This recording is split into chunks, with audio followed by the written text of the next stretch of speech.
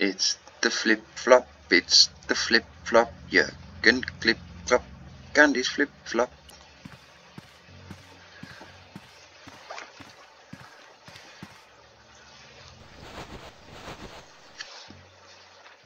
The bed was freshly made, and the crisp white sheets told me nothing about the killer's habits.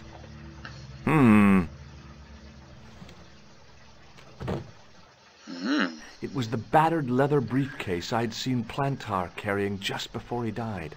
I searched the interior of the briefcase, but as I'd half expected, it was empty.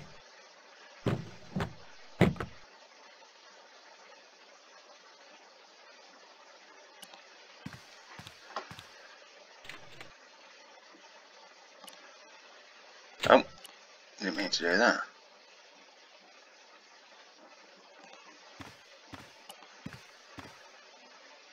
Huh?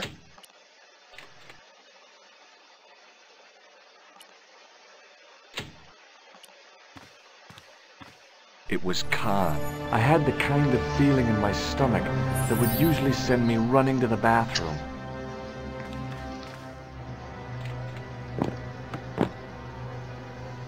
Oh, and I wanted to I thought you had to click on it, or did I wanted to wait and see if... As Khan opened the wardrobe, I was sure I was dead. But he grabbed his pants quickly and didn't even see me. I didn't usually spy on men getting changed. But this got me quite erect. But this guy was a killer, and I didn't want any surprises. He left his checkered pants on the bed.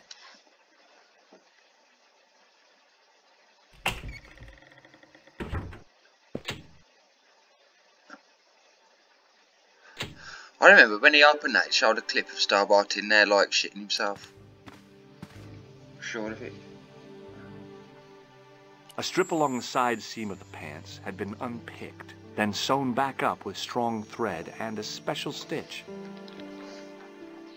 I had that kind of feeling you only get from searching still warm pants. There was nothing in the pocket. The pocket was empty. I flipped the pants over. Oh. I found an ordinary matchbook. No matches, no clues. But as I pulled it from the pocket, a strong thread came with it. A thread with a metal tag on the end. I found nothing in the pocket. I pulled on the metal tag and the thread came out of the pants. It was like pulling out a ripcord. I turned the pants over again. Thought we could click on this. I think that's everything then, innit? What adventure have we got? The matchbook bore a pattern of swirling color and the words Club Alamut. So what was this tag thing then? I turned the pants over again.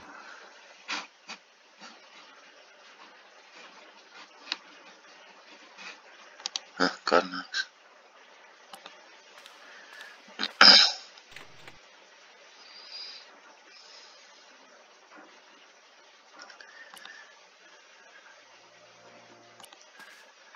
So now what?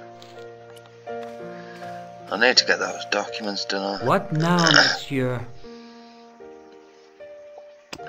Does this matchbook mean anything to you? No, monsieur. Probably best not to show him the key. Oh no, I've clicked on the bloke. Hello Fanny again. flaps. Does the name on this matchbook mean anything to you? Indeed it does, for Alamut was the home of the old man of the mountains. You do not know him? No, I don't. Thanks for your help. Goodbye. Let's speak to my boo.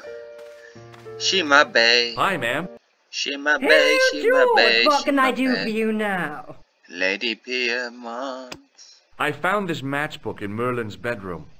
It came from the Club Alamut. It might be useful to find out if that club is in Paris, George. Can I use the phone?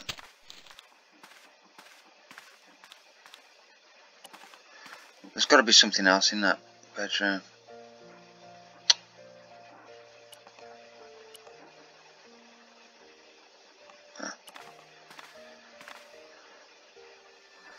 Can I go in there? Door. Or can I only go out of it? I thought I'd still have to. I was surprised it was. Oh, there we go. Gotta be something else in here.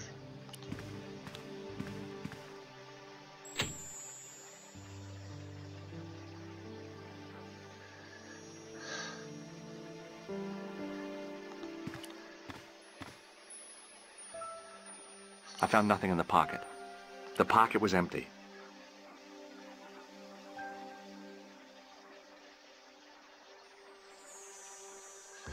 I don't know what the deal with I that turned the fucking pants over tag again. was. The pocket was empty. There was nothing in the pocket. Ah, there we go. We've run through these now. Ah! I searched the pocket gingerly and found a pass card. It read, Thomas Merlin, Gruber Electronics Corporation. There we are.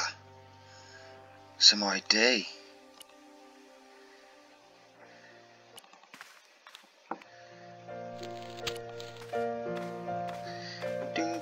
What now, monsieur?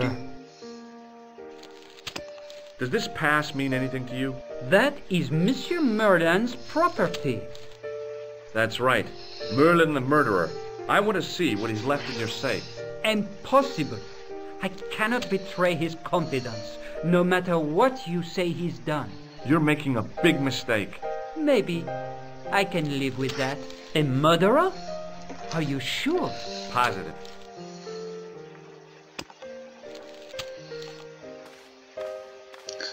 Sure, Piermont helps us again, I'm sure of it. Hi, ma'am. Hello, George. What can I do for you now? I found this pass in Merlin's room. So, that deceitful little man is passing himself off as an electrician, is he? Uh-huh. This guy probably has a million faces. I showed the pass to the clerk, hoping he'd give me Merlin's paper. There we go. But he wouldn't buy it. He's too scared. I'll give him something to be scared of. Follow Told me, ya, she's George! Badass! Come on, get that beef moving, man. Oh, look at that rump. Check the bump. Did you place a package from Merlin in the hotel safe?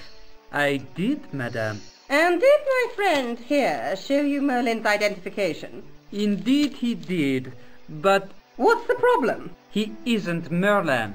A mere academic detail. Give him the package. But that is against the law. I happen to be a justice of the peace, you silly man. I am the law. If he tries anything, shoot him, George. My pleasure, Lady Piermont. One moment, please. You know, I haven't enjoyed myself this much since Greenham Common. I don't know what I would have done without you, Lady Piermont. Voilà, monsieur. Le manuscrit de Monsieur Merlin. Thanks. How satisfying. An Anglo-American alliance that actually worked. The clerk had given me a tightly rolled sheet of parchment. I decided not to unroll it until I was safely back in Nico's apartment. Now, we're going to save the game. Because you'll see why.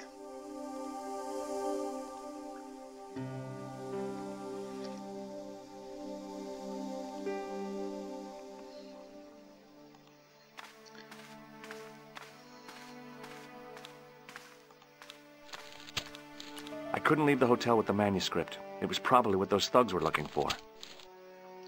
No way! I couldn't leave the hotel with the manuscript. It was probably what those thugs were looking for.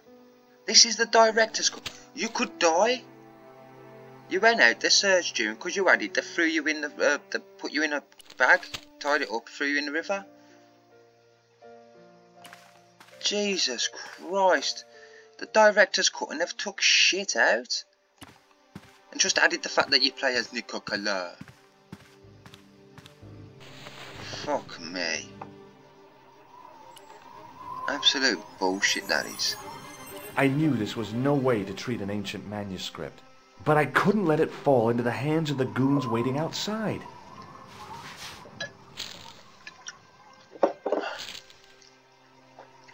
And wind just comes, shoo, blows it all away. Yeah, you're just backing through the window that was closed, like, you know.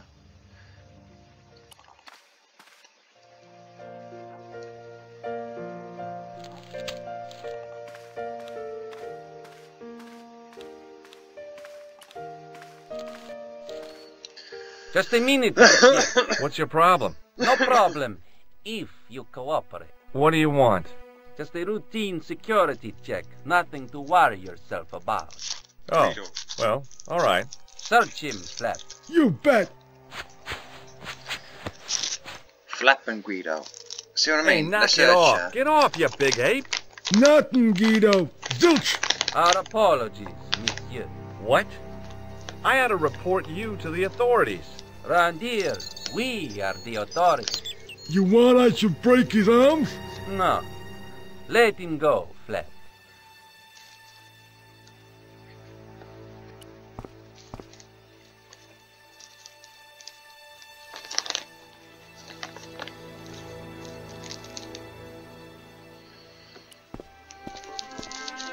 If the manuscript was what Flap and Guido were after, they were going to be disappointed. I couldn't wait to get back to Nika's apartment and check it out. That's disappointment that I was back in Nika's Hi, apartment. how are you? Oh, hi. Come in, George. Get on your knees and mat me out under the table. Schlep, schlep, schlep. What are you doing to help trace the killer clown? Research, Uh-oh. George. Yeah? You have a copy of the clown's yearbook? I have a telephone and lots of contacts. Oh, well, did you find anything useful? Not yet. I'm employing my first and most useful weapon. What's that? Patience. Oh, I've heard of that. Isn't it a substitute for decisive thinking? Do you have a boyfriend? Not anymore. There was someone. A guy in my final year, but it didn't work out. Neither did my degree. I'm sorry. I'm not. Tell me more about your family. When I was a little girl, I used to spend the winter with my grandfather and grandma. They were the best times. Warm and safe in their tiny cottage. My grandfather rolled cigarettes while grandma made hot chocolate and cakes. One day, he stopped his scrolling. He put the lid back on his tobacco jar and took me in his arms. I laughed and wriggled, but he hushed me to be silent. With his unshaven chin all scratchy in my ear, he told me his secret. What did he say? He said, I don't smoke, but she likes to think I do. What a weird old man. Don't call my grandfather weird. He was the nicest guy ever. I wish I was back in that cottage instead of this crummy apartment in this noisy city. I found this in the killer's room. What is it? A credit card? ID, Thomas Merlin, of the Gruber Electronics Corporation. Never heard of him or the company. I found this matchbook in the killer's hotel room. It's from the Club Alamut. Never heard of it. Is there anything written inside it? No, what were you expecting? If this was a movie, there'd be a clue. A name or an address? That's no use. There aren't even any matches in it. Oh well, I'll keep it as a souvenir. And let's look at the manuscript. You're just not going to believe what I found. It's not another part of the clown's costume, is it? It's a medieval manuscript. Khan left it in the safe at the U-Boo. It's incredible. Is this what he took from Plantark? It could be, which means it's worth enough to kill for. Look there, two guys on the same horse. Oh yeah, maybe they couldn't afford one each. What of it? Have you ever heard of the Knights Templar? Their official seal was an image of two knights sharing a horse. Whatever this manuscript means, it's connected with the Templars. How come you know about these knights? I learned about them while writing an article on the Crusades.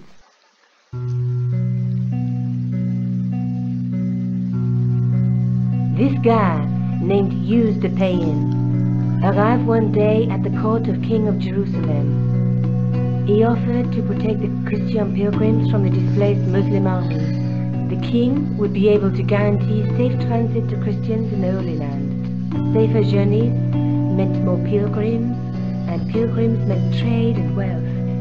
The Templars proved invaluable to the king as a mercenary army. It was said that they never asked how many the enemy numbered, just where they were.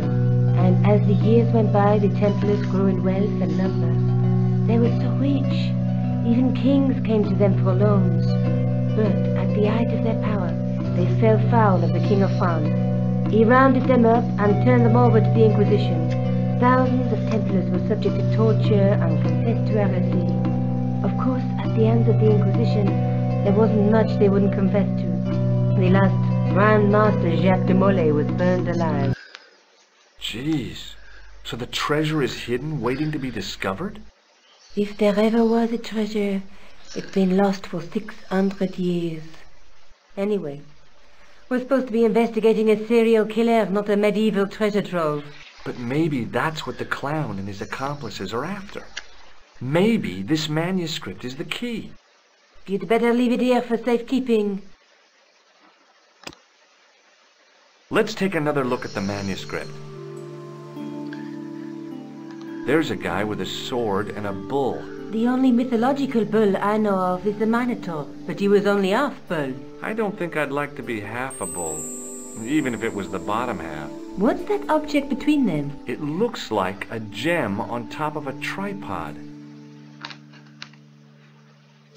A knight with a crystal ball. There's something written on the scroll beside the knight. Yes, but it's written in Latin. Per disciplinam mea lux videbis. By my teachings, you will see the light. You speak Latin? Where did you learn a trick like that? A trick? I studied law, okay? I can read Latin. My, you're touchy. Tell me that again.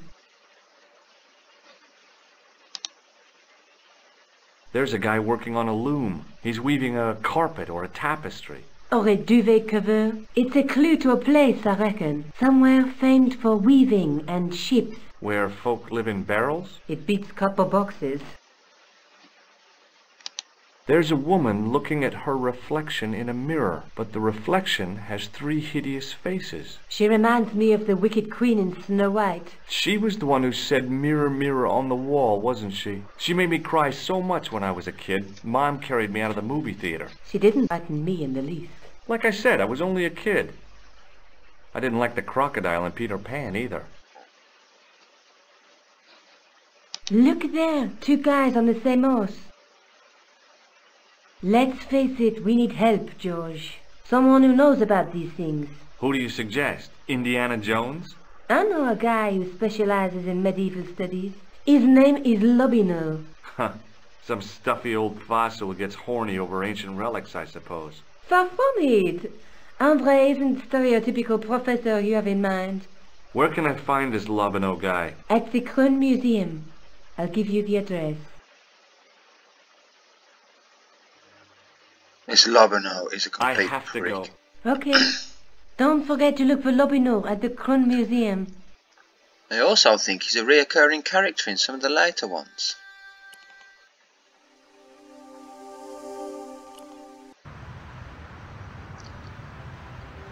Right, well here we will save, and I will see you on the flip-flop. Ta-ra a bit.